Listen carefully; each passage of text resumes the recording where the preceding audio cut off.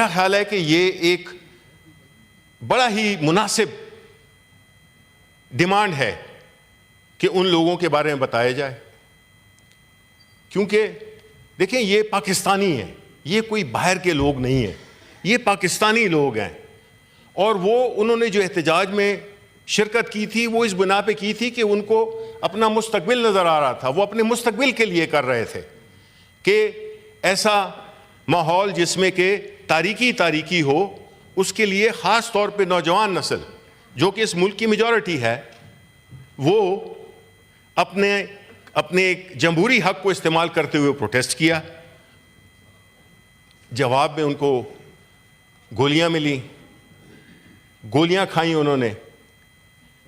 یہ چیزیں ہیں جسے کہ ہم سمجھتے ہیں کہ اس پاکستان کی سیاسی تاریخ میں ایک بڑا خطرناک موڑ آ گیا ہے، اور اس کی وجہ کیا ہے کہ دیکھیں، اگر آپ کو یاد ہو تو یہ ہماری پارٹی کی ترتیب نہیں ہے کہ آپ سپریم کورٹ پہ حملہ آور ہو جاؤ، جو کہ اس وقت جو سٹنگ گورنمنٹ ہے یہ اعزاز ان کو جاتا ہے۔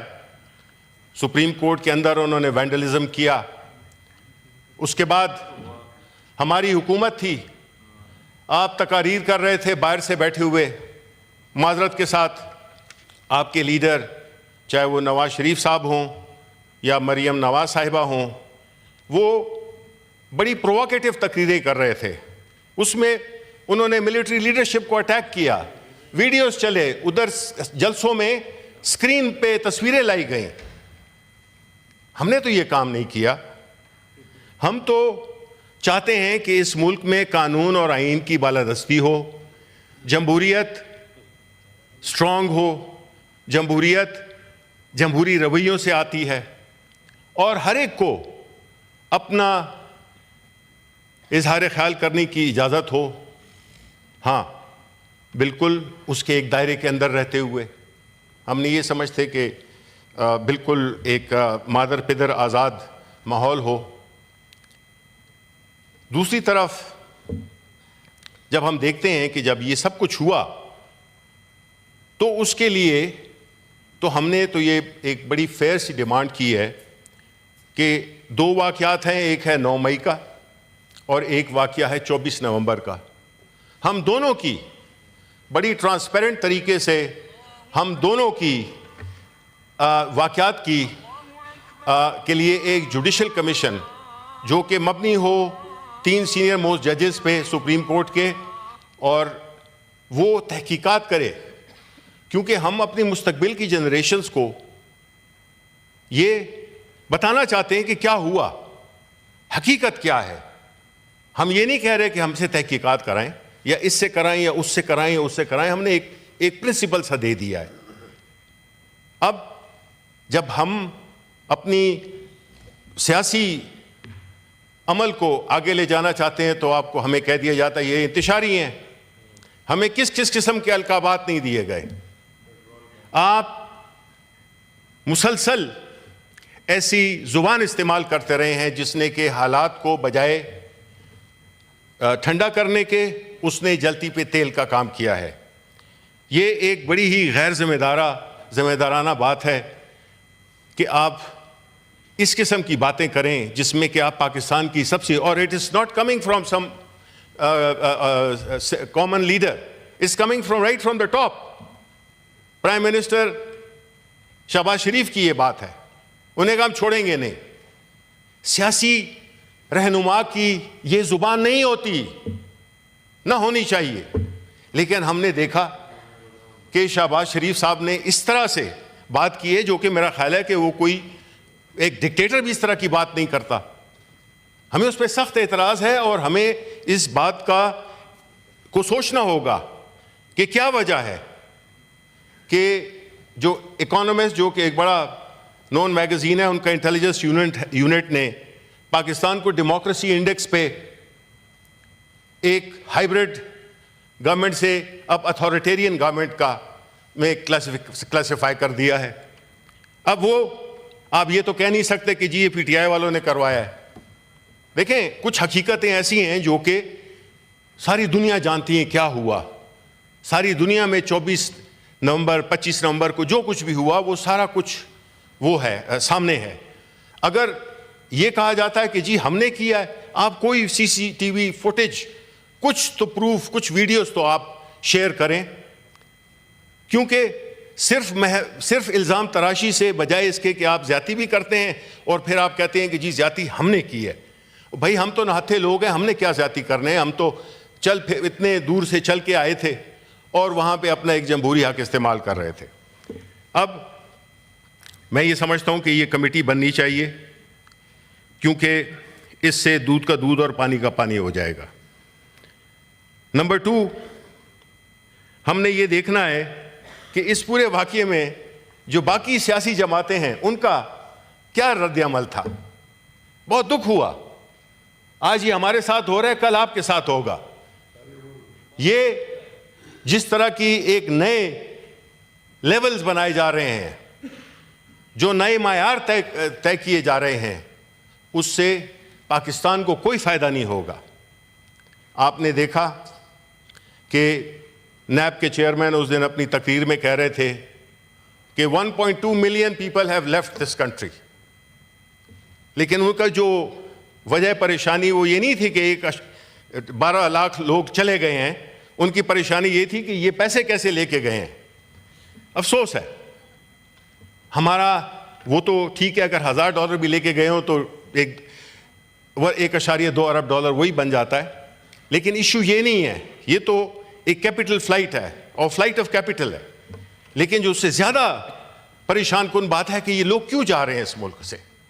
یہ وہی لوگ ہوں گے جو کہ پڑھے لکھے ہوں گے, یہ وہی لوگ ہوں گے جن کو ویزاز ملے ہیں, تو ان کی کوئی معاشرے میں حیثیت ہوگی, اور لکھے پڑھے انٹیلیجنٹ لوگ وہاں سے نکل گئے ہیں اور ہمیں کوئی پرواہ نہیں ہے.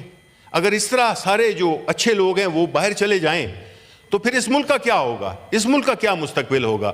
ہم اس کو ہمیشہ تو اس طرح قرضوں پہ تو نہیں چلا سکتے. ہم نے اس ملک کو آگے لے جانا ہے اور اس کے لیے ہمیں کچھ چیزیں کرنی ہوں گی جو کہ ہمارے آئین میں بھی لکھی ہوئی ہیں, اور جو اس سے زیادہ جمہوری جو قدریں ہیں, جمہوری اقدار جو ہیں اور رویے ہیں وہ میٹر کرتے ہیں.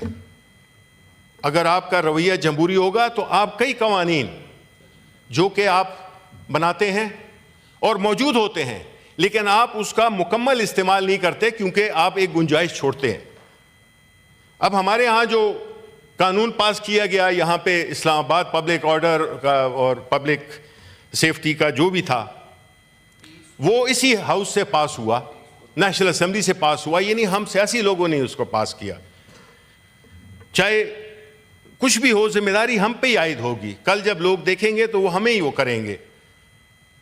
لیکن دوسری طرف ہم نے ایک عجیب سی چیز دیکھی کہ آزاد جموں کشمیر میں یہی قانون جب پیش ہوتا ہے, اپروو ہو جاتا ہے, وہاں کے عوام ایک پرامن احتجاج کرتے ہیں, فرم طریقے سے کرتے ہیں, وہ واپس کر دیا جاتا ہے. Salute to the people of Azad Kashmir کہ انہوں نے, لیکن میں ساتھ میں ان کو بھی جو کہ وہاں پہ لوگ موجود تھے, جو اہل طاقت تھے, جو اہل اقتدار تھے, انہوں نے بھی کوئی ایسا ظلم نہیں کیا اپنے لوگوں کے ساتھ جس کی وجہ سے, ورنہ وہ بھی کر سکتے تھے, کنٹینر لگاتے تھے, وہ کہتے تن دو. لیکن ایسا نہیں ہوا. کیا ہوا؟ ایک اچھا امیج گیا, ایک اچھا تاثر گیا کہ عوام کی منشا سے ایک کام جو کہ وہ سمجھتے تھے کہ ٹھیک نہیں ہے اس کو انہوں نے اچیو کیا. اس کے بعد جو آخر میں 2-4 باتیں ہیں کہ دیکھیں چیئرمین صاحب کہ جو ہماری یہ ڈیموکریسی کی بیک سلائیڈنگ ہوئی ہے, جو جمہوریت کا جو ایک ونیئر تھا وہ بھی کمپرومائز ہوا اس بنیاد پہ کہ ہم نے اقتدار کو ترجیح دی اور ہم نے جو جمہوریت کے جو بنیادی تقاضے ہیں جس میں کہ ایک فری اینڈ فیئر الیکشن, ایک فریڈم آف اسپیچ اور جتنی بھی لوازمات ہیں جو کہ جمہوریت سے تعلق رکھتی ہیں, جس میں کہ ایک میڈیا ہے, اب اگر آپ میڈیا دیکھیں تو معذرت کے ساتھ ان کا کوئی قصور نہیں ہے, they are honourable people who are earning their livelihood. اگر آپ اس وقت بھی دیکھیں leader of the opposition, forget about Shibli Faraz, they'll come and go. I'm talking of the leader of the opposition, جو کہ اس ہاؤس کا ایک اہم ستون ہے. اس کی تقریر بھی اس وقت نہیں دکھائی جا رہی ہوگی, میں آپ کو یہ ایشور کرتا ہوں, کیونکہ نہ دکھائی گئی نہ آج دکھائی جائے گی. اس سے کیا ہے, میں کون سی ایسی باتیں کر رہا ہوں جس سے اس ملک کی خدا نخواستہ سالمیت کو خطرہ پہنچ رہا ہے؟ میں تو عام باتیں کر رہا ہوں, لیکن یہ رویہ کہ آپ دکھائی نہیں. ہر چینل پی ٹی وی بن گیا ہے. اخبار دیکھیں تو ہر اخبار, آپ کو یاد ہوگا پاکستان ٹائمز ایک ہوتا تھا اخبار, پاکستان ٹائمز بن گیا ہے.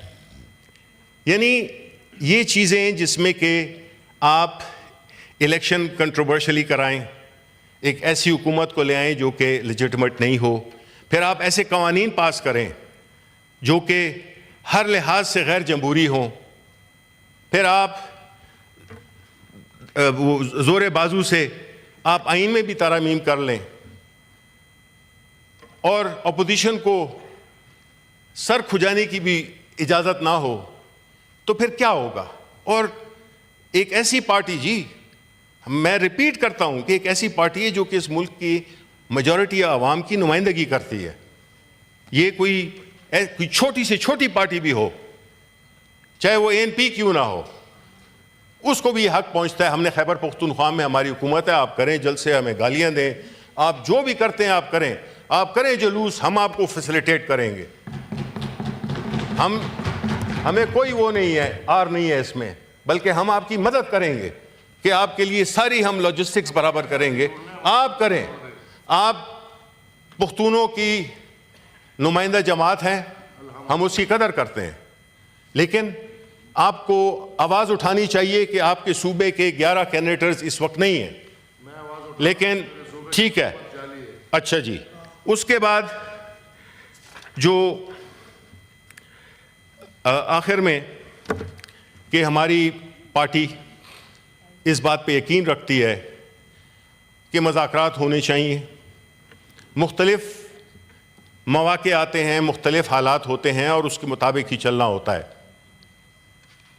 پاکستان تحریک انصاف چیئرمین عمران خان نے ایک مذاکراتی ٹیم تشکیل دی ہے 5 ممبران پہ. ہمارے بڑے serious, senior, mature, genuine party workers ہیں جو کہ اس کمیٹی میں شامل ہیں, اور یہ کمیٹی ہر ایک سے مذاکرات کے لیے تیار ہے. دیکھیں, یہ ملک اس تناؤ, اس اضطراب, اس بے یقینی صورتحال میں زیادہ عرصہ نہیں چل سکتا. ہماری معاشی حالت ہمیں اس بات کی اجازت نہیں دیتی, کیونکہ صرف انفلیشن کا کنٹرول ہونا کوئی بات نہیں ہے. جب آپ نے قیمتیں اتنی زیادہ بڑھا دی ہوں آسمان پہ, پھر ادھر اگر 2-3 پوائنٹس یا 4 پوائنٹس یا 5 پوائنٹس کی مہنگائی ہو تو ظاہر ہے وہ کم نہ رہے گی. بٹ حقیقت یہ ہے کہ مہنگائی نے اس ملک میں مڈل کلاس تو کیا کہ ایون جو اپر مڈل کلاس ہے ان کا بھی چولہے ہلا دیے ہیں. یہ ملک اس طرح نہیں چل سکتا. آئیں جی, آپ ہمارے بھائی ہیں, آپ پاکستانی ہیں, آپ ہمارے دشمن نہیں ہیں, نہ ہم آپ کے دشمن ہیں.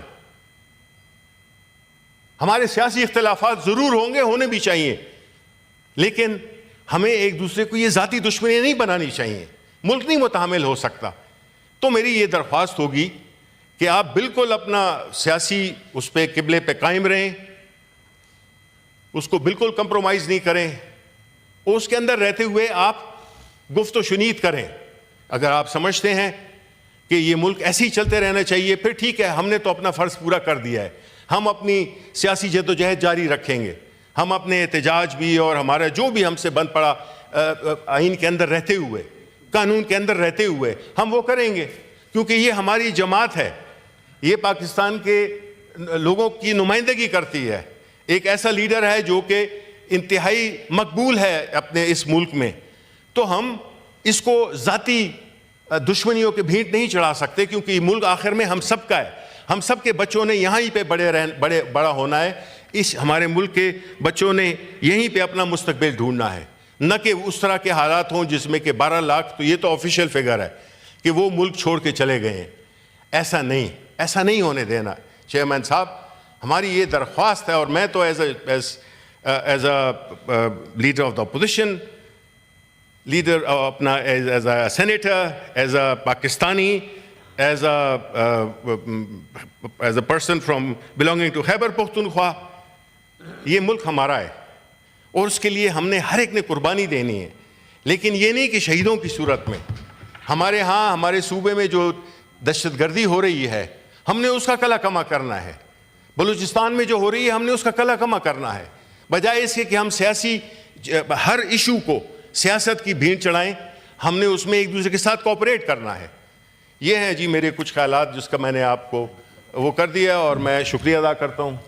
گو کہ کوئی زیادہ لوگ نہیں ہیں لیکن بیٹھے ہوئے ہیں، اور چونکہ ٹی وی پہ بھی آپ نہیں چلاتے تقریر کو، تو بس یہ مختص رہے گی رانا صاحب کو.